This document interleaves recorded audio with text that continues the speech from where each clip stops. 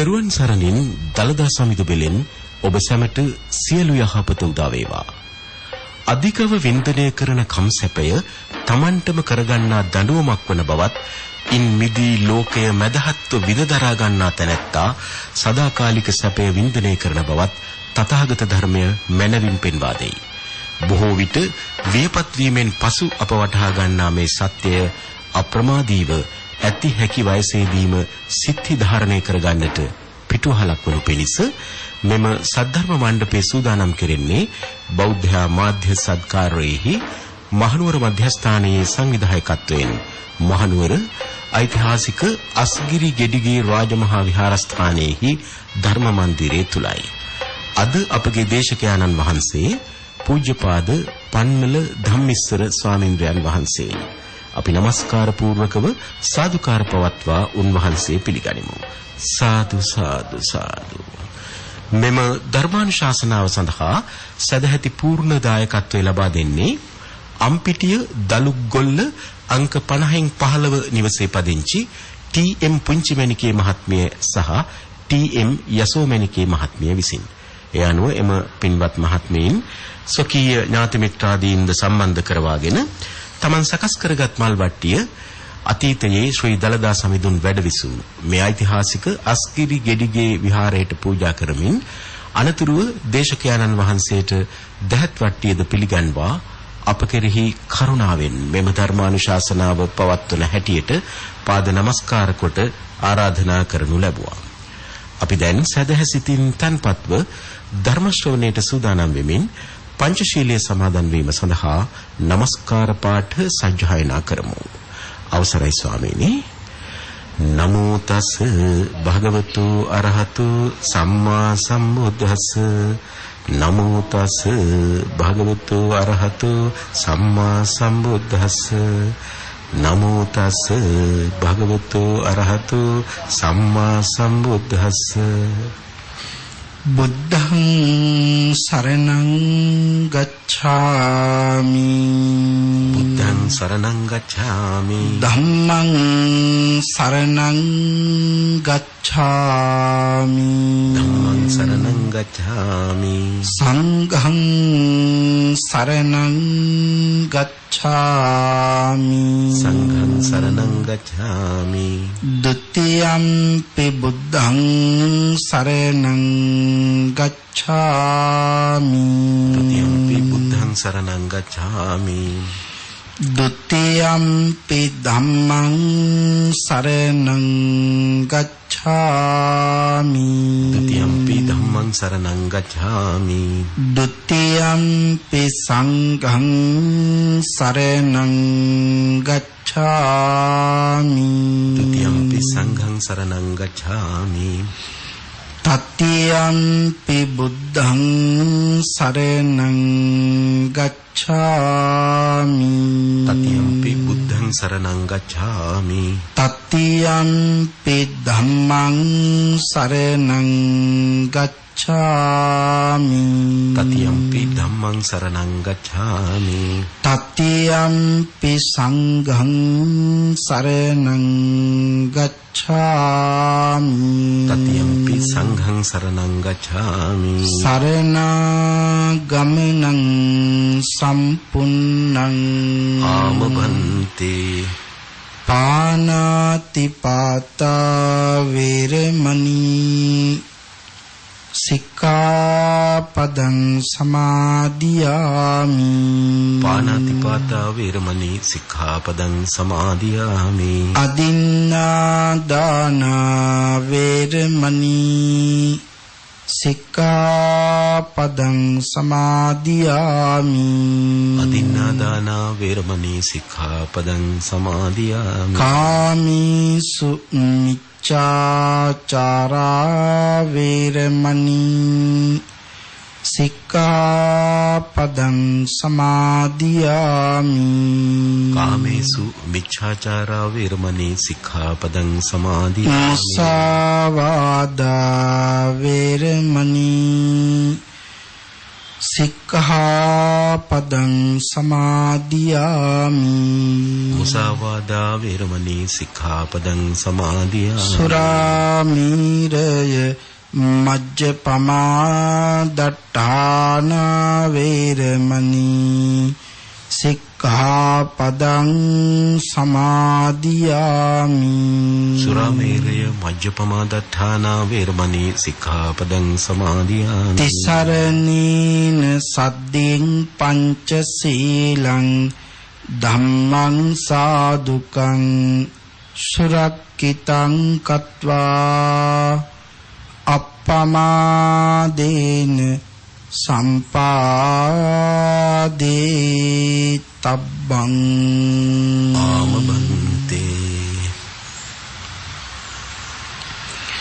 සමන්ත චක්කවාලේසු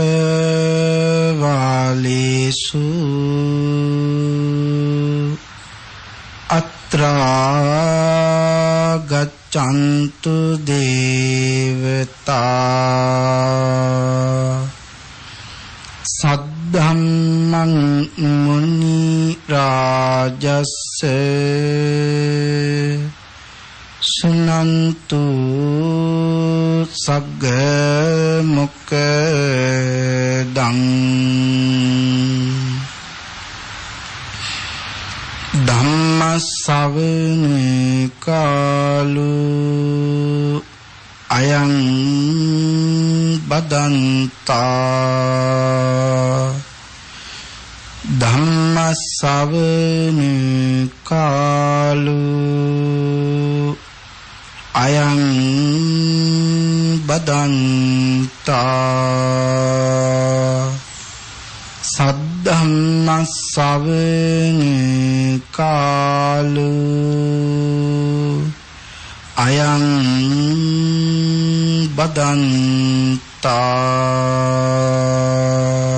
සාදු සාදු සාදු නමෝ තස්ස භගවතෝ අරහතෝ සබ්බ ධම්මේසු අප්පටිහත ඥානචාරස්ස දස බල ධරස්ස චතු වේසා රජ්‍ය විසරදස්ස සබ්බ සත්තුත්තමස්ස ධම්මිස්ස රස්ස ධම්ම රාජස්ස ධම්මස්සාමිස්ස තථාගතස්ස සබ්බඤුනු සම්මා සම්බුද්දස්ස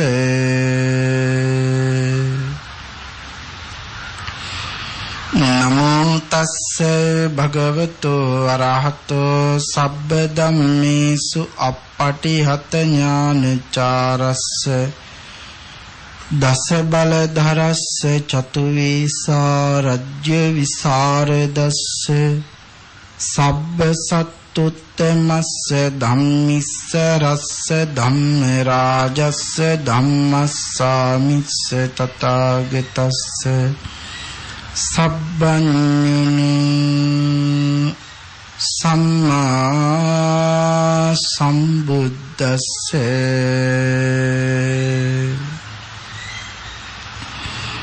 නමෝ තස්ස භගවතෝ අරහතෝ සබ්බ ධම්මේසු අප්පටිහත ඥානචාරස්ස දස බල ධරස්ස චතු වේසා රජ්‍ය විසරදස්ස සබ්බ සත්තුත්තමස්ස ධම්මිස්ස රස්ස ධම්ම රාජස්ස ධම්මස්සාමිස්ස තථාගතස්ස සබ්බඤුනු සම්මා සම්බුද්දස්ස සාදු සාදු සාදු සද්ධර්ම ශ්‍රාවක කාරුණික ගුණගරුක සත්පුරුෂ බෞද්ධ පින්තුනි බොහෝම ශ්‍රද්ධාවෙන් යුතුව මේ පින්වත් පිරිස සැදී පැහැදී සෝදානම් වෙන්නේ තථාගත ශාන්තිනායක සම්මා සම්බුදු රජාණන් වහන්සේ විසින් ලෝක සත්වයින් පිළිබඳ අනන්ත අප්‍රමාණ කරුණාවෙන් දයාවෙන් මෛත්‍රියෙන් යුතුව අවබෝධ කොටගෙන දේශනා කොට වදාළ අති උතුම් ශ්‍රී සද්ධර්ම රත්නයෙන් අබමල් රේණුකටත් වඩා අඩු පුංචි දහම් කොටසක් දේශනා කරවාගෙන ධර්ම ගෞරවයේ පෙරදරි කොටගෙන දේශනාගත ධර්මයේ ශ්‍රවණය කරන්නත් එසේ ධර්ම ශ්‍රවණය කිරීමෙන් ලැබෙන අවවාද අනුශාසනා තම තමන්ගේ ජීවිතවලට එකතු කරගෙන වඩාත් නිවැරදි ඊ타මත් ධර්මානුකූල වූ මෙලව ජීවිතයක් සකස් කරගන්නත් ධර්මානුකූල වූ නිවැරදි වූ මෙලව ජීවිතයක් තුළින් පරලොව සුගතිගාමී වූ ආයතික භවගාමී ජීවිතයකින් සැනසීමේ අති උතුම් වූ පරම පවිත්‍ර චේතනාවෙනුයි සද්ධර්ම ශ්‍රවණේ සඳහා සැදී පැහැදී සූදානම් වෙන්නේ. පින්තුනි, මේ ලෝක ධාතුවේ පවතින සියලුම දානයන් පරාජයට පත් කරමින් දිනන්නේ තථාගත ශ්‍රී සද්ධර්ම දානමය පින්කමයි. ඒ බව අපේ බුදුරජාණන් වහන්සේ සක්දේව මහ රජාණන් වහන්සේ අමතලා ප්‍රකාශ කරන්නට යෙදුණා. නිතර ධර්ම ශ්‍රවණය කරන පින්නතුන් හැටියට අපේ පින්නතුන් හැමදිනාම ඒ කාරණාව මනාව දැන් දන්නවා. අපේ භාග්‍යවතුන් වහන්සේ සඳහන් කළේ දෙවිඳුනි සියලුම දානයන් අභිභවනය කරමින් තිනන්නේ තථාගත ශ්‍රී සද්ධර්ම දානමය පින්කමයි. යම් කෙනෙක් මේ ලෝක ධාතුවට තථාගත ශ්‍රී සද්ධර්මයේ දානය කරනවා නම් ඒ සියලුම දෙනා මේ ලෝකේ සඳහන් වෙන අති ශ්‍රේෂ්ඨතම දානමය කුසල කර්මයේ සිද්ධ කරන පින්තුන් හැටියටයි හඳුන්වන්නට යෙදුනේ. පින්තුනි, ඔබට තනිවම ධර්ම ශ්‍රවණය කරන්න ඕනෑ තරම් ඉඩකඩ තිබුණා. හැබැයි එසේ තනිවම ධර්ම ශ්‍රවණය නොකළ අපි වගේම තව බොහෝ පිරිසක් මේ සසරින් එතර යන්න ඕනි කියන මහත් වූ අනුකම්පාව හදවතේ උපදවගත්තා. ආන්ගේ නිසා ධර්මයට හිත ඇති, ධර්ම ශ්‍රවණය කරන්න කැමැති ලංකාවාසී ලෝකවාසී බොහෝ පිරිසකට බෞද්ධ ගුවන් විදුලිය තුලින් ධර්මයේ දානය කරන්න ඔබ සියලුම දෙනා කටයුතු සූදානම් කරගත්තා. බොහෝ දෙනාගේ හිතසුව පිණිස මහත් වූ අනුකම්පාවෙන් ධර්මයේ දානය කරනවා වගේම තමනුත් ඒ අවස්ථාවට සහභාගී වෙමින් මේ ධර්ම මණ්ඩපයේ මැදිරියේ මැද සිටගෙන ධර්ම ශ්‍රවණය කරන්න කටයුතු සූදානම් කරගත්තා. පින්තුනි, භාග්‍යවතුන් වහන්සේ දේශනා කරපු විදිහටම මේ ශාසනය ගමනක් යන්න ඕනේ. අපිට ඕන විදිහට මේ ශාසනය ගමනක් යන්න බෑ. ඇයි එහෙම බැරි? මේ ශාසනය භාග්‍යවතුන් වහන්සේගේ නිසා. උන්වහන්සේගේ විතරමයි. මේ ශාසනයේ මුලත් භාග්‍යවතුන් වහන්සේමයි. මැදත් භාග්‍යවතුන් වහන්සේමයි. අගත් භාග්‍යවතුන් වහන්සේමයි. හොඳින් වැඩුණු නුග ගහක මුදුන් මුලක් නැද්ද? මුදුන් මුලක් තියෙනවා. අන්න ඒ වගේ ඒ මහ මුල කඩාගෙන ගියොත් මොකද වෙන්නේ? මුළු ගහම පුංචි හුළඟකින් උනත් පෙරලිලා කැඩලා බිඳලා වැටලා යන්න පුළුවන්. හොඳින් වැඩුණු නුග ගහක මුදුන් මුල එහෙමනම් මේ සම්මා සම්බුද්ධ ශාසනයේ මුදුන් මුල භාග්‍යවතුන් වහන්සේමයි. එහෙමනම් බණ අහනවා කියලා කීවහමත් අපට ඕන විදිහට බණ අහන්න පුළුවන්ද? මෙච්චර කාලයක් අපි බණ ඇහුවා. අපි නිවැරදිව බණ ඇහුවද? මේ කාරණා අපි හිතන්න ඕනේ. එහෙමනම් අපේ භාග්‍යවතුන් වහන්සේ අනීවරණ කියන සූත්‍රයෙන් පැහැදිලි කරා ධර්ම ශ්‍රවණය කරන ලොකු කුඩා සියලුම දෙනා ළඟ මහත් වූ බලාපොරොත්තුවක් හිතේ තියාගෙනම බණ අහන්න ඕනේ. මොකද්ද මේ මහත් වූ බලාපොරොත්තුව? මා මේ ශ්‍රවණය කරන සද්ධර්ම දේශනාව තුළින් මාගේ සිතේ පවතින පංච නීවරණ ධර්මයන් යටපත් වේවා. ඒ වෙනුවට සප්ත බෝධ්‍යංග ආදී ධර්මයන් වැඩි දියුණු වේවා. මේ අති ශ්‍රේෂ්ඨ සද්ධර්ම දේශනාව අතරතුරදීම මාහට අතිඋතුම් වූ මාර්ගයක් ඵලයක් අවබෝධ වේවා කියන ප්‍රාර්ථනාවෙන් යුක්තවම ධර්ම ශ්‍රවණය කරන්ට ඕන යන බව භාග්‍යතුන් වහන්සේ දේශනා කළා. එහෙමනම් පියාණන් වහන්සේ මතක් කරපු විදිහටම ධර්ම ශ්‍රවණය කරමු. මේ උතුම් වූ සද්ධර්ම දානය, මේ උතුම් වූ සද්ධර්ම ශ්‍රවණය ඔබට මට ඊ타ම ඉක්මන් භවයක ඊ타මත්ම කෙටි කාලයකින් සුඛ සහගත ප්‍රතිපදාවෙන් ආර්ය ධර්මාවබෝධයෙන් සැනසීම උදෙසාම පාරමී වේවා කියලා ප්‍රාර්ථනා කරගනිමු. පින්තුනි, අද මේ උතුම් වූ සද්ධර්ම දේශනාව සඳහා මම මාතෘකා කරගන්න කල්පනා කළේ සසර බිය පිළිබඳව. අපි හැමදෙනෙක්ම සසර බිය ඇති කරගත යුතුමයි. ඒ මාතෘකාව යටතේ ධර්ම කරුණු ටිකක් සාකච්ඡා කරගන්න. සසර බිය ඇති කර ගැනීම වටිනවා. සසරින් ඈතර යන්න අපට ඕමනාවක් තියෙනවා නේද? මේ සසර මොන වාගේද කියන කාරණාව දැන් අපි දන්නවා ධර්ම ශ්‍රවණය කළා තියෙන නිසා. මේ සසර අපට කොහොමද සැලකන්නේ?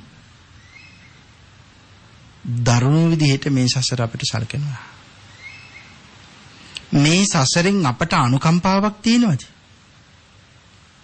අපි කාටවත් මේ සසරෙන් අනුකම්පාවක් නැහැ. රජ කෙනෙක් අණ කරනවා වදකයාට මේ මිනිහව අරගෙන ගිහිල්ලා ගෙල හිඳලා මරලා දාන්න කියලා. වදකයා ක්‍රියාත්මක කරන්නේ රාජ අණනේ. රාජ අණ ක්‍රියාත්මක කරන වදකයාගෙන් අපි ඉල්ලනවා අනේ මට ජීවිතය දෙන්න. මට මැරෙන්න බෑ, මම මැරෙන්න කැමති නෑ. මට ජීවිතය දෙන්න. අනේ මාව මරන්න එපා. මං ඔබට ඉල්ලන දෙයක් දෙන්නම්. මාව මරන්න එපා. මගේ ජීවිතේ බේරන්න. එහෙම කියනවා අපි රතු මල් මාල දාගෙන රතු පාට වස්ත්‍ර ඇඳගෙන නూరు පැදුකුණු කරනකොට නూరు වටේ යනකොට. හැබැයි වදකයා අපට ජීවිතේ දෙයිද? වදකයාගේ තුන් හිතේවත් අනුකම්පාවක් තියෙයිද? නෑ නේද? නෑ, තියෙන්නේ නෑ. එහෙනම් සසරත් හරියට කොයි වගේද? අන්න අර වදකයා වගේ. වදකයාට අනුකම්පාවක් නැහැ. වදකයාට මානව හිතවාදීකමක් නැහැ. මේ මිනිහා අහිංසකයි, මේ මිනිහාගේ ජීවිතේ මම බේරලා යවන්න ඕනි කියලා වදකයාට හිතෙන්නෙත් නැහැ. ඒ තරම් හිත දරදඬුයි. අන්න ඒ වගේ මෙන්න මේ සසරත් අපිට ඒ විදිහටම සැලකෙනවා. ඒ තමයි මේ සසරේ හැටි. අපේ භාග්‍යතුන් වහන්සේ අන්න ඒ නිසා දේශනා කළා, මහණෙනි මේ සසර පිළිබඳව කලකිරුම් මෙත්තාහුව. එහෙනම් ඒ කිව්වේ මොකද්ද? මේ සසර පිළිබඳව කලකිරෙන්න කියලා. එතකොට ඇයි අපේ භාග්‍යවතුන් වහන්සේ දේශනා කරේ මේ සසර පිළිබඳව කලකිරෙන්න කියලා? මේ සසර පිළිබඳව කලකිරුනේ නැතිනම් මේ සසර පිළිබඳව අවබෝධ කරගත්තේ නැතිනම් අපිට කවමදාකවත් මේ සසරින් අත මිදෙන්න හම්බෙන්නේ නැහැ. ඒකට මේක අති විශාල මාතෘකාවක්. ඇයි අපි සසරින් අත මිදෙන්න ඕනේ? ඒකට පිළිතුරු හොයන්න එපායි. එහෙනම් සරලම පිළිතුර මේ සසර භයානකයි. එතකොට මේ සසර ඇයි භයානකයි කියන්නේ? කොහොමද මේ සසර භයානක වෙන්නේ? ආන්ගේ කාරණා සාකච්ඡා කරමු අපි. එතකොටයි අපිට වැටහෙන්නේ මේ සසර එහෙනම් භයානකයි නේද කියලා. හිතන්නකෝ මේ ජීවිතේ මට පිළිකාවක් හැදිලා තියෙනවා.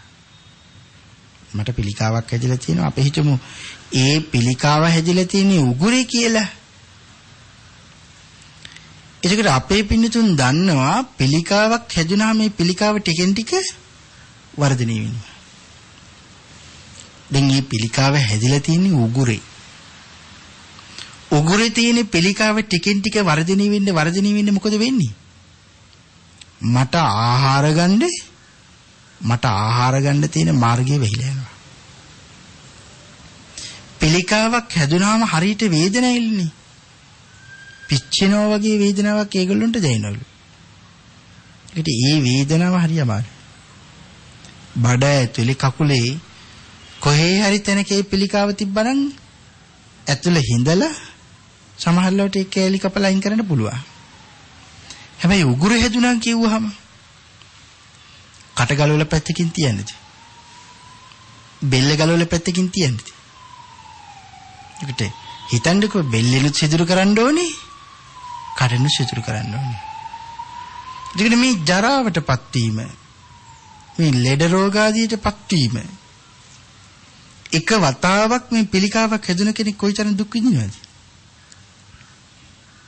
ඒකට හිතන්නේ නිරන්තරයෙන්ම මේ මුඛ මාර්ගයේ ලේ සැරව කුණු වෙච්ච ලේ අර පිළිකාවෙන් එළියට ගන්නවා. ඒකේ එහෙම වෙනකොට බඩගින්නේ හුඟක් කාලයක් දුක් විඳින්නත් තියෙනවා. මුළු මුඛ මාර්ගයම වහගත්තාම වෛද්‍යවරු මොකද කරන්නේ? බෙල්ල හරියෙන් බටයක් දාන්න මේ බෙල්ල මැදින් සිදුරක් හදනවා. ඒකට කැම දෙන්නේ කොහොමද මෙයාව ජීවත් කරවන්නේ?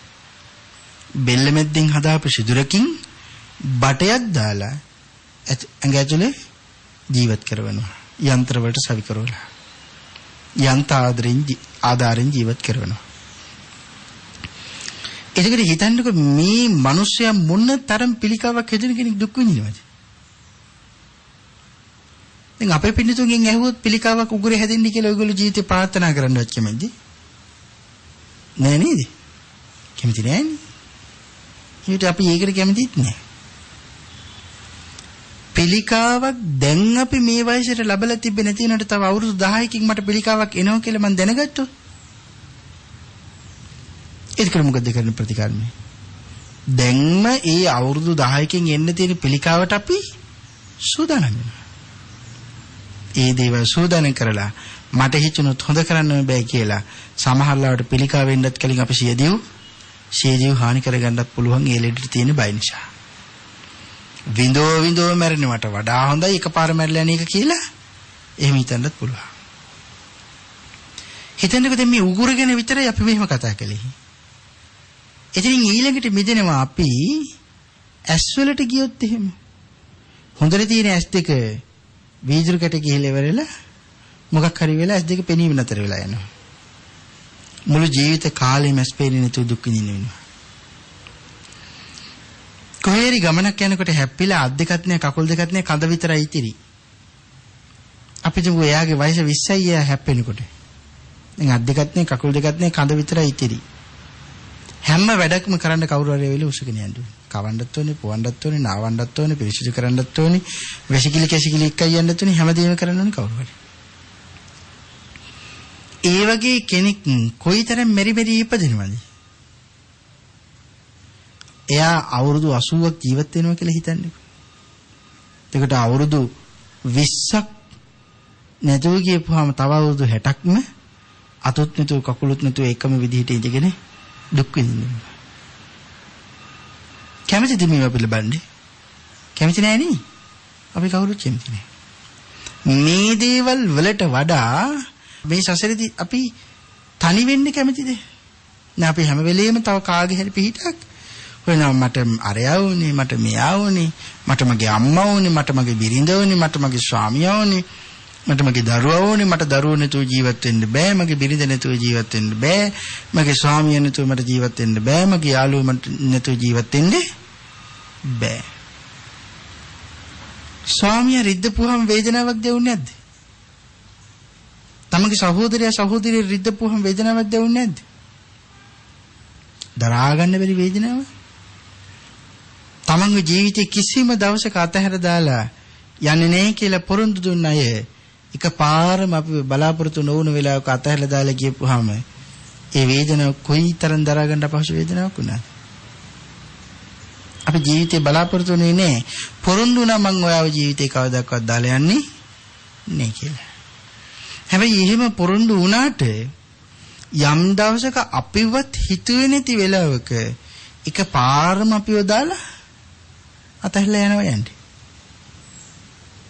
කොයිතරම් දුකක් අපිට ඒ වෙලේ උපදිනවද? ඒ දුකේ සීමාවක් නැහැ. ඉතින් මේ විදිහට දුක් විඳින්න අපි කවුරුත් කැමති නැහැ නේද? අපි කවුරුත් කැමති නැහැ. ප්‍රඥාවන්තයෝ කැමති නැහැ. අපි පිළිතුරේ හිතෙනවද අපි කැමති නැහැ කිව්වට දැන් අපිට ඉදිරියේදී සසරින් අත මිදෙන්න ඕමනාවක් නැතිනම් ඕවන් ලැබෙන්නේ නැති වෙයි කියලා. සසරින් මිදෙන්න බලාපොරොත්තු වෙනවා නම් සසර කෙටි වෙනවා. සසරින් මිදෙන්න බලාපොරොත්තුවක් නැතිනම් මේ සසර තව දිග්ගැස්සෙනවා. එහෙමනම් අමතක කරන්න එපා. මට එක වතාවක් නෙවෙයි උගුර පිළිකාවක් හැදුනේ. ඇස් පේන්නේ නැතුව ගියේ. අත් දෙක කකුල් දෙක නැතුව ගියේ. මගේ දරුවෝ, මගේ බිරිඳ, මගේ ස්වාමියා, මගේ අම්මා තාත්තා, මගේ ඥාතිවරු, මගේ හිතවතුන් මාව අතහැර දාලා ගියේ. මේ ජීවිතේ විතරක් නෙවෙයි.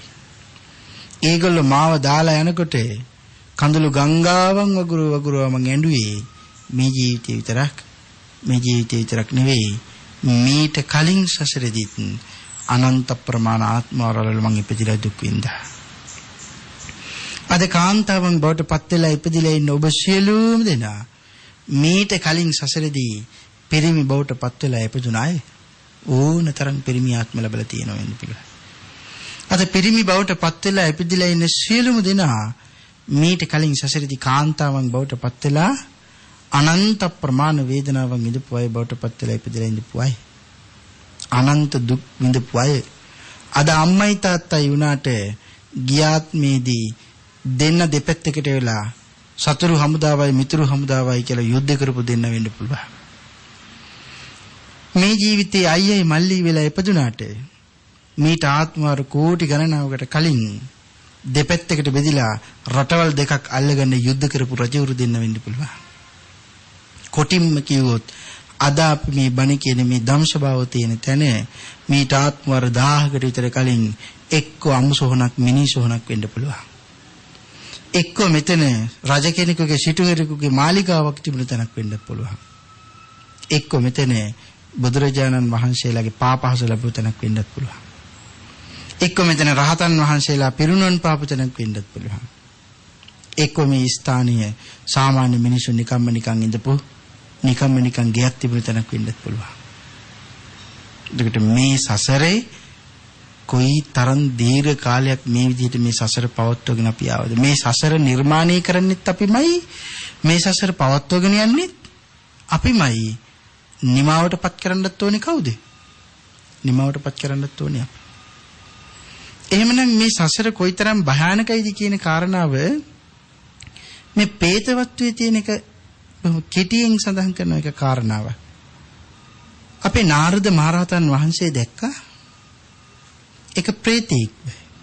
ඒ ප්‍රේතයා කොයි වගේද?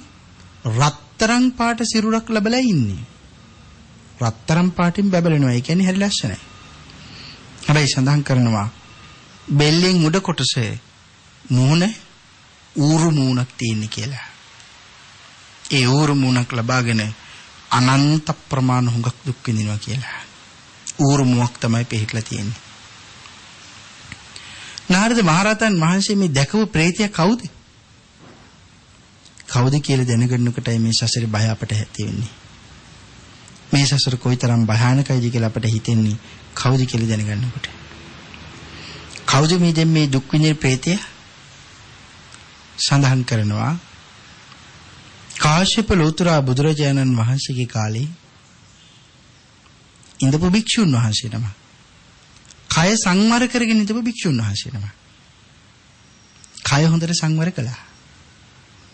හැබැයි වචනේ සංවර කළේ වචනේ සංවර කරේ නෑ. ඒ කියන්නේ කය සංවරයි වචනේ සංවර නෑ. සඳහන් කරනවා අනිත් භික්ෂුන් වහන්සේලාට නින්දා කළා, අපහාස කළා, චෝදනා ගනු කළා, බොරු චෝදනාවන් සිද්ධ කළා. ආන්ගේ නිසායි එතනින් මෙරිලා ගිහිල්ලා ඊළඟට ඉපදුනේ කොහෙද? ඒ භික්ෂුන් වහන්සේ නිරේ ඉපදුනේ. නිරෙන් නිදහස් වෙලා ඇවිල්ලා අපේ භාග්‍යවතුන් වහන්සේගේ කාලේ ප්‍රේත ලෝකෙ ඉපදුනා.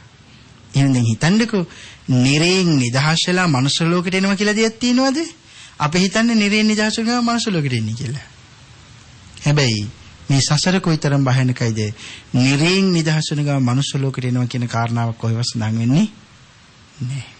බොහෝ වෙලාවට නිරෙන් නිදහස් වෙලා නිරේ මනුලොවට එනවට වඩා නිරෙන් යන්නේ කොහෙටද? ආයෙත් නිරේටමයි. එහෙම නැත්නම් නිරෙන් නිදහස් වෙලා പ്രേත අපායටමයි.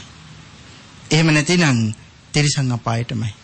නිරෙන් නිදහස් වෙලා තිරිසන් අපායට, තිරිසන් අපායෙන් പ്രേත අපායට, പ്രേත අපායෙන් නැවත ආයෙ තිරිසන් අපායට, තිරිසන් අපායෙන් ආයෙ නැවත 130 ගණනාවක් අටමහා නරකවල වලට එතනින් එහා තියෙන උසුපත් නිරියන් වලට ඕවගේ සැරිසර තමයි අපි ඉන්නේ. ආන් ඒ නිසා නිරේට තියෙනවා මේ හතර මහා අපායට තියෙන විශේෂ නම. මොකක්ද ඒ නම? අමතක කරන්න එපා. හොඳට මතක තියාගන්න. සත්වයාගේ නිජ භූමිය. මොකද්ද? සත්වයාගේ නිජ භූමිය.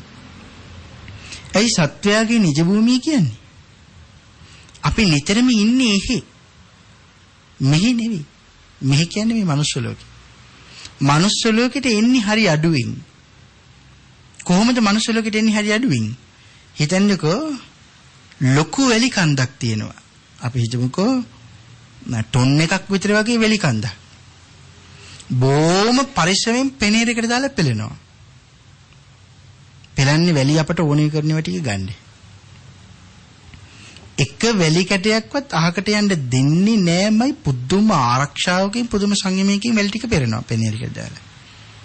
පෙර ඉන්න අතරතුරේදී මේ ටොන් එකක් තරම් තියෙන වැලි කන්දෙන් එකම එක වැලි කැටයක් විතරක් අහම්බෙන් එක පාරම පැත්තකට පයින්නවා. මේ වැලි පොළන කෙනාවත් මේක දැක්කේ නෙමෙයි. උදාහරණයක් මේක දකින්නේ නැහැ.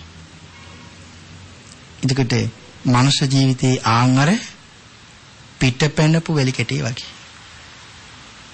ඒ තරම්ම දුර්ලභයි. එතකොට දැන් තේරෙනවද අපි කොයිතරම් පින්වන්තයිද කියලා? පින්වන්ත භාවයක් ලැබලා මනුෂ්‍ය ජීවිතයක් ලැබලා එතකොට මෙතෙන්ට එන්නේ මොකටද? මේ රාග දේශ මොහ පස්සේ දුවන්නද? නෑ, ඉන්නෙම පින් කරගෙන කුසල් වඩාගෙන පාරමිතා සම්පූර්ණ කරගෙන සසරින් මිදෙන්න. ඒකට අපි ඒක දන්නේ නැති වුණොත් මොකද වෙන්නේ? මනුෂ්‍ය ලෝකෙට ඇවිල්ලා අපි මේ රාග දේශ මොහ තණ්හාව පස්සේ දුවලා යාන වාහන ඉඩකඩම් බලේ නම්බුනාම කීර්ති ප්‍රශංසා තාන්න මාන්න මේ දේවල් පස්සේ දුවලා අපේ ජීවිතය අපි විනාශ කරගන්න. එතනින් පස්සේ අපිට යන්න තියෙන්නේ කොහෙද? නිරේ. ඒක හිතන්නකෝ කොයිතරම් භයානකයිද කියලා. අපේ බුදුරජාණන් වහන්සේ මේ පිටකයේ සඳහන් කළා. දවසක් උන්වහන්සේ වඩිනව තැනකට මහ පොළොව අතගාලා නියපිඬට වැලි ටිකක් ගන්නවා. මේ මහ පොළොව අතගාලා පොළොවේ තියෙන පස් ටිකක් ගන්නවා. නිය පොත්තට නෙවෙයි ගන්නේ නියපිඬට. මොකද මේ නියපිඬ කියන්නේ? තේනව නේද? මසට සම්බන්ධ නැති ඉදිරියට හැම වෙලෙම ඇදෙන සතියේකට හමාරකට වතාවක් අපි නියපොතු කපනව නේද? ඒ කපනකොට චුට්ටක් ඉදිරියට ඇදෙනව නේද? ඇදෙන්නේ අපි කපන්නේ. ආන් ඒ වගේ පුංචි කොටසක් තියෙනවා මේ මසට සම්බන්ධ නැති නිරන්තරයෙන් කපලා දාන. ආන් ඒ වගේ චූටි කොටසටයි මේ වැලි ටිකක් එකතු වෙන්නේ. මුළු නියපොත්තටම නෙවෙයි. භාග්‍යවතුන් වහන්සේ මේ මනුස්ස චුති සූත්‍රයේ භාග්‍යවතුන් වහන්සේ අහනවා මහණෙනි මගේ මේ අතේ තියෙන වැලිද වැඩි මේ මහ පොළොවේ තියෙන වැලිද පස්ද වැඩි? භික්ෂුන් වහන්සේලා පිළිතුරු දුන්නා ස්වාමීනි මහ පොළොවේ තියෙන පස් වැලි වැඩි. මහණෙනි මනුස්ස ලෝකෙන් මෙරිලා නැවත සුගතියට යන්නේ දෙවියන් අතර උපදින්න යන්නේ මේ මගේ අතේ තියෙන වැලි ප්‍රමාණය හා නියපිඩේ තියෙන වැලි ප්‍රමාණය හා චූටි පිරිසක්.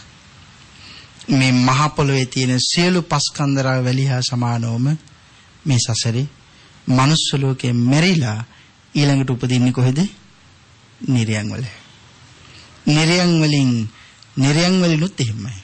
නිරේට යන අය වැඩි, නිරේන් මනුස්ස ලෝකෙට එන අය අඩුයි.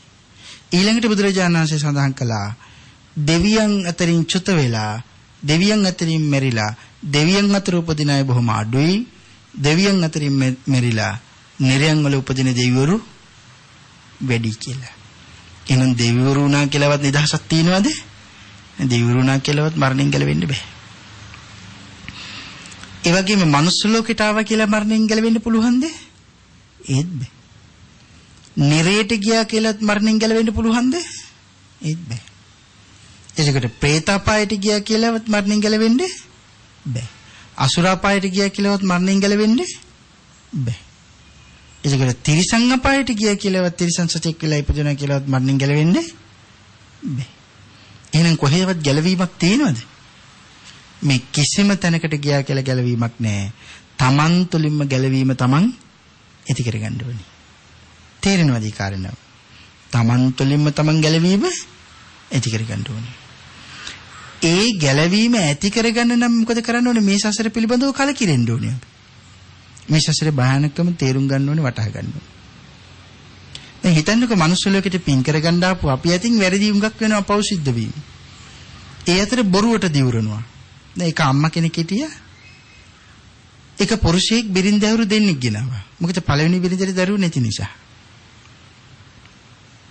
පළවෙනි බිරින්දට දරුවෝ නැති නිසා දෙවෙනි බිරින්දට දරුවෙක් හම්බ වෙන්න ගියා. තද ඊර්ෂියාවක්, වෛරයක්, තරහක් ඇති වුණා පළවෙනි බිරින්දට දෙවෙනි බිරින්ද කෙරෙහි. යාළු වෙලා මොකද කළේ? අර කුසේ ඉන්න දරුවව මරන්න කටයුතු කළා. පස්සේ මේක හැමෝටම ආරංචි වෙලා පස්සේ අහනව ළඟට ගිහිල්ලා උඹ බැරුවා නේද දරුවව කියලා. ඒ වෙලේ ඒගේ ජීවිතයට ඔක්කොටම වඩා වටිනවා. ඒ නිසා මතක් කළා මම මැරුවා කියලා කිව්වොත් මගේ ජීවිතෙත් මට නැතුව යනවා. ඒ නිසා මම මැරුවා කියලා කියන්නේ බොරුවට දිවුරුවා. උදේ ඉඳලා රෑ වෙනකන් වදන දරුවෝ මං කණ්ඩ ඕනේ මගේ දරුවන් මම ඉපදෙන හැම ආත්මයකම මම්ම මගේ දරුවන් මම්ම කාලා දාන්න ඕනේ. මම පොරොන්දු වෙනවා මම එහෙම කළා නම් ඒ විදිහට මං වෙන්න ඕනේ මං එහෙම කළේ නෑ කියලා. ඇත්තටම එහෙම කළේ නැද්ද? මරලා ගිහිල්ලා නිරයන් වල ඉපදිලා නිරයෙන් නිදහස් වෙලා പ്രേත ලෝකෙට ඇවිල්ලා പ്രേත ලෝකෙ දුක් විඳිනවා. උදේට දරුවෝ 5 දෙනෙක් වදනවා. ඒ වදන දරුවෝ 5 දෙනාවම තමන්ම කාලා දානවා. අම්මම තමන්ගේ දරුවන්ව කාලා දානවා. ඒක බලන්න තිරිසන් අපායේ ඕක නැද්ද කියලා සමහර සත්තු ඉන්නවා වදනව ළමයි. නපෝසෝ එහෙමනේ දැකලා ඇති විශේෂයෙන්ම. සමහර සත්තු ඉන්නවා තමන්ගේ දරුවෝ වදලා තමන්ගේ දරුවෝම ගිලිනවා. තමන්ගේ දරුවෝම කනවා. ඉතින්ක බැරි වෙලාවත් සසරේ කොයිතරම් භයානකයිද මේ ජීවිතේ මගේ අම්මා මේ ජීවිතේ මම දරුවා. හැබැයි ඊළඟ ජීවිතේදී මාව කාලා දාන අම්මා ඒ ජීවිතේදී මම නිකම් අම්මගේ කුසට ඇදෙන ආහාරය. කොයිතරම් භයානකයිද මේ සසරේ. ඒකට සඳහන් කරන උදේට දරුවෝ 5 දෙනෙක් වදිනවා. ඒ දරුවෝ 5 දෙනාම කාලා දානවා. දවල්ටත් දරුවෝ 5 දෙනෙක් වදිනවා. ඒ දරුවෝ 5 දෙනාම කාලා දානවා. හැන්දෑවටත් දරුවෝ 5 දෙනෙක් වදිනවා. ඒ දරුවෝ 5 දෙනාම කාලා දානවා. දැන් මොකක් නිසාද මේ දුක් විඳින්නේ? බොරු පොරොන්දු නිසා. ඒකට බලන්න බොරු පොරොන්දු කොයිතරම් භයානකයිද කියලා. ඒකට මෙතන මේ සසරේ භයානක වෙන්නේ දැන් ඔයගොල්ලෝ කැමතිද ඔයගොල්ලෝගේ දරුවෝ කාලා දාන්න? නෑනේ නේ. හිතන්නවත් අපිට බෑනේ. හැබැයි අපට പ്രേත ලෝකෙට ගියපුවාම එහෙම හිතෙයිද? බඩගින්නේ වැඩි වෙන්න දරුවෝ කියලා අමතක දරුවෝ කියන සංඥාව නැති වෙනවා. මුග සංඥා පහළ වෙලා. එතකොට මරාගෙන කනවා. එතකොට එහෙම මේ සසරේ දුක් විඳිනුනොත් අපිට කොහොමද? තවත් කාරණාවක් තම ස්වාමියාට කරපු ශාපේ නිසා විඳවන්න උන බිරිඳක් පිළිබඳවත් මේ සඳහන් කරලා තියෙනවා මහා පේශකාර පේතවත්වේ. තමන්ගේ ස්වාමියා මනුස්ස ලෝකේ ඉන්න කාලේ ස්වාමියායි බිරිඳයි දන් දෙනවා. හැබැයි බිරිඳ දන් දෙන්නේ බිරිඳකට බයිනවා. නිග්‍රහ කරනවා. එක ස්වාමින් වහන්සේ නමකට එක දෙවියෙක් දානයක් දෙනවා. ඒ දාන දෙදී ඉන්න වෙලාවේ ප්‍රේතියක් එනවා. ඒ ප්‍රේතිය ඇවිල්ලා කැමට දෙයක් ඉල්ලනවා. එඳගන්න වස්ත්‍ර ඉල්ලනවා. ඒ දෙවියෝ මොකද කරන්නේ? මේ ස්වාමින් වහන්සේට දාන දීලා බලාගෙන ඉන්න වෙලාවෙම වස්ත්‍රත් ඒ වගේම ආහාරත් දෙනවා. සඳහන් කරන දිව්‍යමය ආහාර දෙනකොට ඒ දිව්‍යමය ආහාර සියල්ලම සෙමසොටු මල මූත්‍රා තැලි බවට පත් වෙනවා කියලා. දිව්‍යමය ආහාර භාජනයක් දෙනකොට අසුචි තැලියක් බවට පත් වෙනවා. ඇයිගේ අතර ගන්නකොටම මල මූත්‍ර ආහාර වලින් පිරලා ගිය බවට පත් වෙනවා. සෙම වලින් පිරලා ගියපු තැලියක් අසුචි වලින් පිරලා ගියපු තැලියක් බවට පත් වෙනවා. ඇඳගන්න වස්ත්‍රයක් දුන්නොත් එහෙම ඒ සියල්ලම ලෝහ බවට පත් වෙනවා. එතකොට ඇය අත්විඳින්නේ ඇය සසරේ අත්විඳ ඇය සසරේ වපුරපු දෙය නෙවෙයිද? ඇය සසරේ අත්විඳින්නේ ඇය සසරේ වපුරපු දෙය. මොකද වපුරපු දෙය? දෙන්නම මනුස්ස ලෝකේ ඉන්නේ. ස්වාමියා දන් දුන්න නිසා දෙවියන් අතර ඉපදුනා. ඒක තමන්ගේ ස්වාමියාගෙන් තමයි මේ ප්‍රේතිය මේ ඉල්ලගෙන ඉන්නේ. ඒකට බලන්නකෝ සසර කොයිතරම් භයානකයිද කියලා. එතකොට ඊළඟට ඇයි මේ ලෝහ බවට පත් වෙන්නේ මේ ඇඳගන්න වස්ත්‍රේ? මේ උත්තම රත්නත්‍රය සදන් දෙදී ඉන්නකොට වස්ත්‍ර පූජා කරනකොට ප්‍රාර්ථනාවක් කළා අය උඹ ඔය පූජා කරපු සියලු වස්ත්‍ර ලෝහ බවට පත් වේවා උඹටම කියලා. තමගේ ස්වාමියට බැන්න. උඹ ඔය දෙන දාන සියල්ලම අසුචි මල මූත්‍ර බවට උඹට පත් වේවා කියලා ප්‍රාර්ථනාවක් කළා. දැන් තේරෙනවද මේ සසර කොයිතරම් භයානකයිද කියලා? කුජුත්තරාව මහ පුදුමාකාර ශ්‍රද්ධාවන්ත උපාසිකාවක් 16ක් උදේනි රජුරුවන්ගේ 500ක් බිසෝවරුන් වේ සංසාර සාගරයෙන් එතරටපත් කරපු මහ උපාසිකාවක්. කාන්තාවකට කරන්න බැරි දෙයක් නේ. කෙනෙක්ව සසරින් එතරටපත් කරනවා වගේ මුළු ගමක්ම ගිනි තියලා මුළු පවුලක්ම විනාශ කරලා දාන්න උනත් කාන්තාවකට පුළුවන්. හැබැයි ඇයි මේ අවස්ථාව ප්‍රයෝජනයට ගත්තේ? කුජුත්තරාව උදේනි රජුරන්ගේ මාලිගාවේ සේවිකාවක්. රජිනියෝ 500ක් බිසෝරු 500ක් සෝවාන් මාර්ගඵලයේ පිහිට වෙනවා. මහා පුදුමාකාර ශ්‍රද්ධාවන්ත උපාසිකාවක් වෙලත් ධර්මයේ දරණ උපාසිකාවක් බවට පත් වෙලත් ඇයි 16ක් උනේ? ආංශසරි භයානක.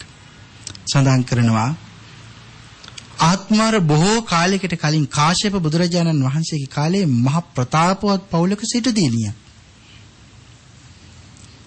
ඇයිට හිටිය හිතවත් භික්ෂුණියක්. හිතවත් යහළු භික්ෂුණියක්.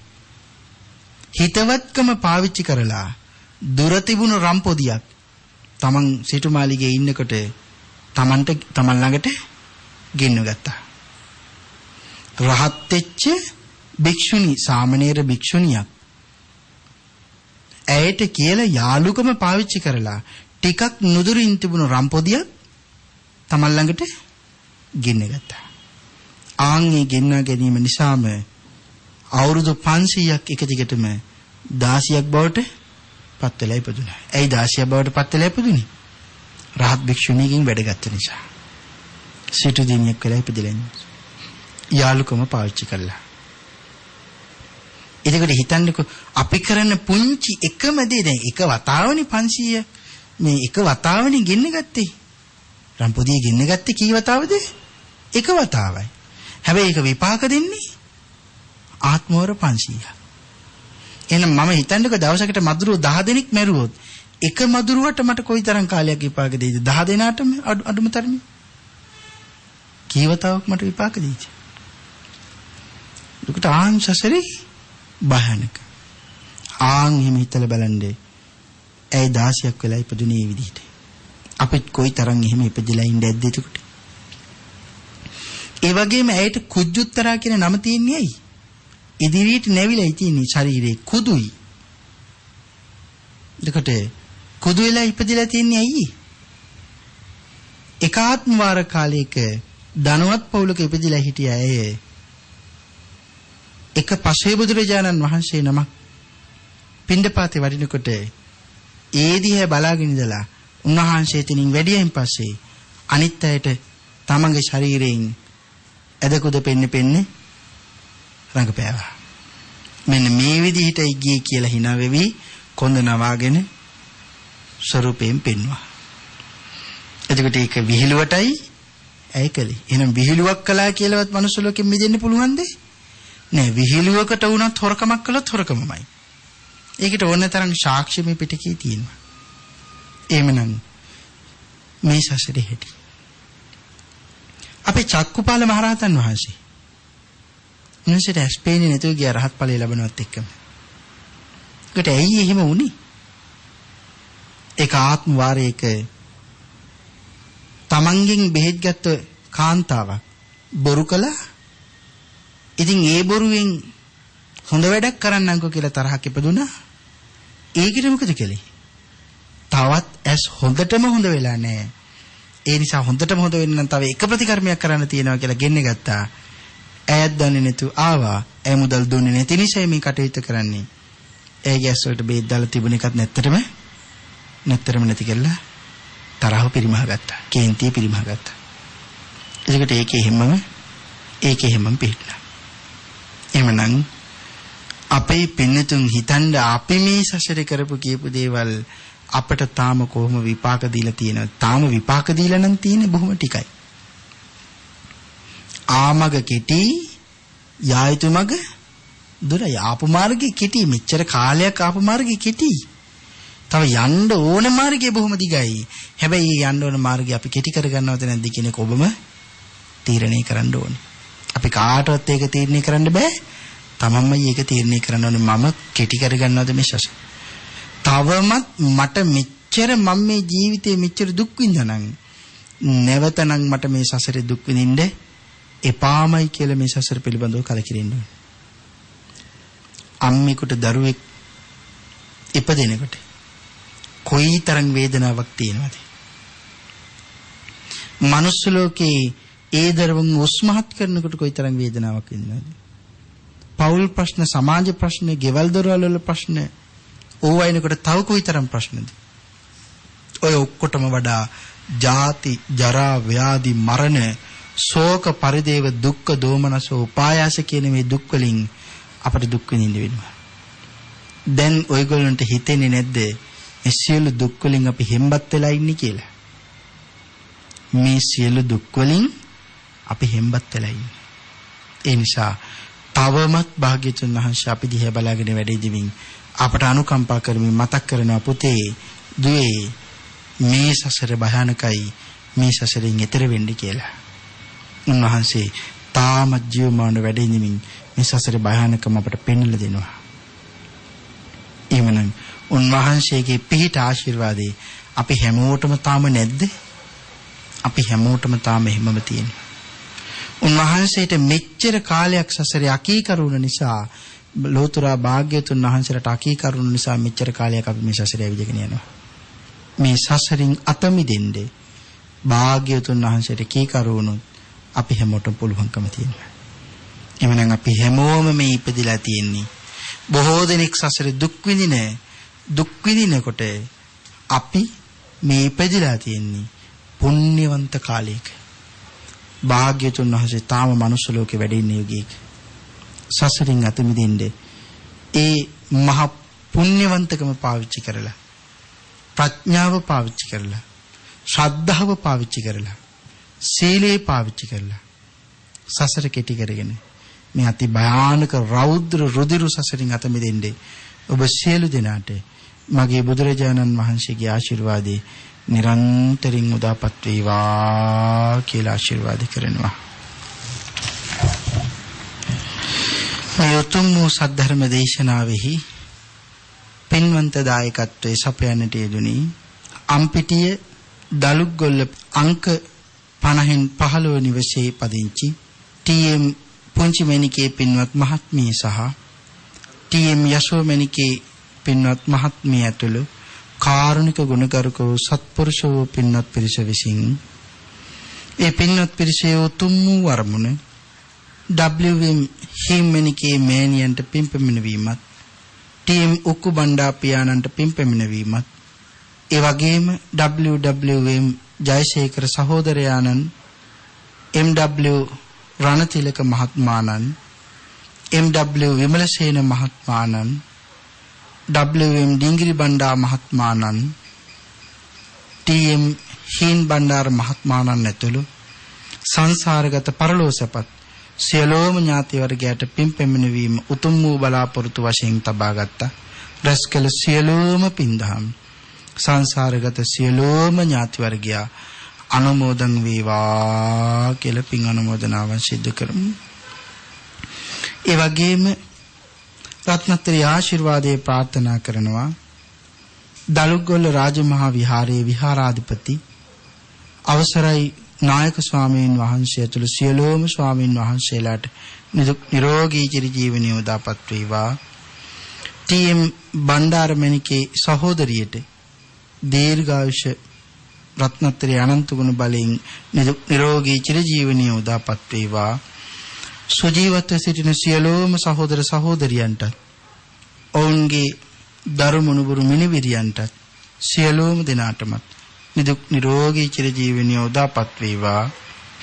විදේශගතව සිටින අකිල සම්පත් පොතුණුවන්ට හා දිලන්ති රත්නායක දියණියට නිදුක් නිරෝගී චිරජීවනයේ උදාපත් වේවා.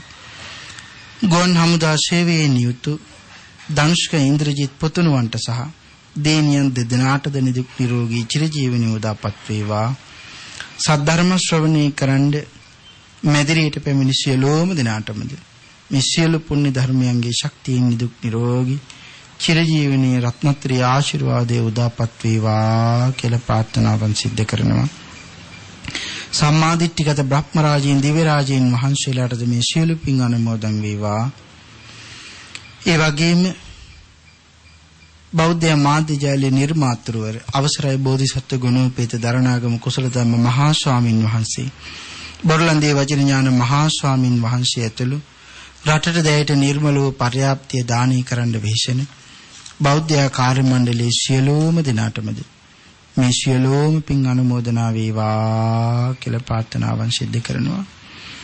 ඒ වගේම සද්ධර්ම දේශනාව තුළින් මාර්ග කළ සියලු පින් මා ප්‍රවෘජා භූමියට පත් කළ ගුරු දෙගුරුන්ටත් ධර්මාර්ගයේ කියදුන් අවසරයි පරම පූජනීය කෝරළයාගම සරණතිස්ස මගේ පින්තුන් වහන්සේටද මේ සියලුම පින් අනුමෝදන් වේවා කියලා ප්‍රාර්ථනාවන් සිද්ධ කරනවා. ඒ වගේම ත්‍රිවිධ හමුදාවටත් රණවිරුවන්ටත් පොලිසිය හැම දිනාටම රත්නත්‍රි අනන්ත ගුණ බලයෙන් සෞඛ්‍ය කාර්යාංශයේ සියලුම දිනාටම දුක් නිරෝගී චිරජීවනයේ උදාපත් වේවා. පැතිරී තිබෙන කොරෝනා වසංගත තත්වයෙන් මුළු මහත් ලෝක ධාතුවම සුවපත් වේවා කියලා ප්‍රාර්ථනාවන් සිද්ධ කරමු. පින් අනුමෝදන් කළ හැමට පින් අනුමෝදන් වේවා. රත්නත්‍රි ආශිර්වාදයේ කළ හැම දිනාටම රත්නත්‍රි ආශිර්වාදයේ උදාපත් වේවා.